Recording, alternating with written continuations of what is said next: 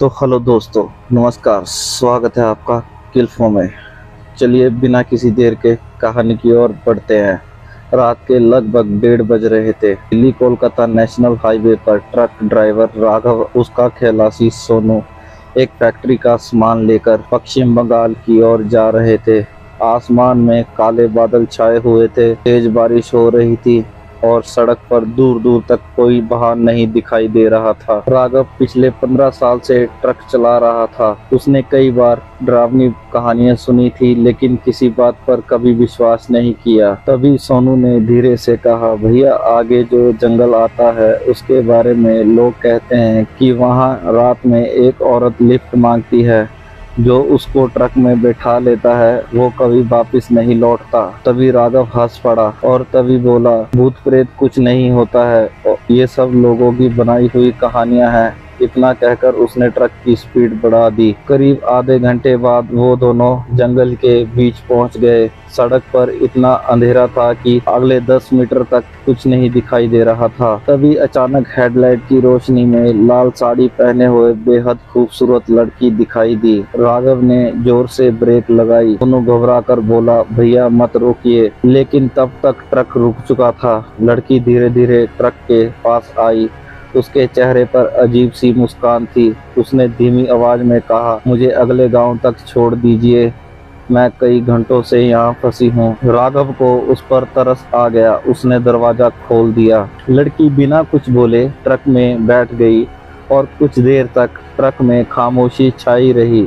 कुछ देर बाद अचानक सोनू को महसूस हुआ कि ट्रक का तापमान बहुत ठंडा हो रहा है। उसने लड़की की ओर देखा।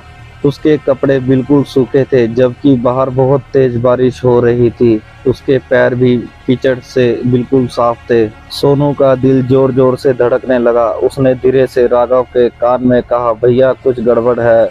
राघव ने ध्यान नहीं दिया। कुछ किलोमीटर आगे बढ़ने के बाद लड़की अचानक बोली, यहीं रोक दीजिए।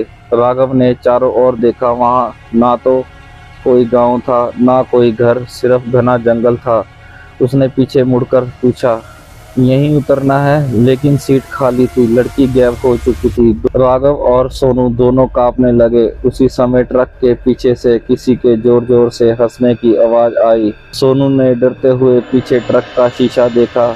वही लड़की ट्रक के पीछे दौड़ रही थी, लेकिन अब उसका चेहरा इंसान जैसा नहीं था। आंखें पूरी काली थी और मुंह कान तक फटा हुआ था और लंबे नुकीले दांत बाहर निकले हुए थे। उसके पैर भी उल्टे थे और इंसानों से भी तेज दौड़ रही थी। वी राघव ने ट्रक की स्पीड 100 किलोमीटर प्रति घंटा कर दी, लेकिन वो 85 फिर भी ट्रक के बराबर दौड़ रही थी।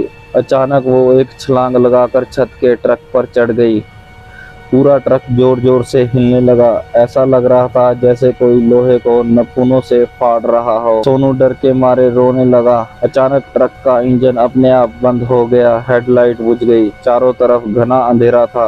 तभी ट्रक के सामने वही 85 दिखाई दी। वो धीरे धीरे मुस्कुराते हुए उनकी ओर बढ़ने लगी। उसने फिर डरावनी आवाज में कहा, आज तुम दोनों में से कोई जिंदा नहीं जाएगा।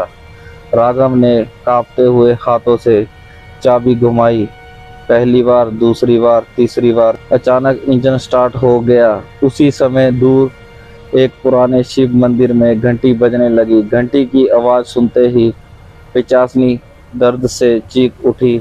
उसका चेहरा जलने लगा। वो गुस्से से चिल्लाई और बोली, तुम आज बच गए, लेकिन अगली बार नहीं बचोगे। इतना कहकर वो काले धुएं में बदलकर गायब हो गई। राघव और सोनू पूरी रात मंदिर के बाहर बैठे रहे। सुबह जब उन्होंने ट्रक की छत देखी, वहां नाखूनों से दर्जनों निशान बने हुए थे और पीछे लोहे पर खून से लिखा था, मैं हर अमावस को लौटूंगी। इस घटना के बाद राघव ने रात में उस जंगल वाले रास्ते में कभी ट्रक नहीं चलाया। लेकिन आज भी कई ट्रक ड्राइवर कहते हैं कि अमावस्या की रात उस जंगल से खूबसूरत लड़की लिफ्ट मांगती है और जो उसे ट्रक में बिठा लेता है वो फिर कभी वापस नहीं आता।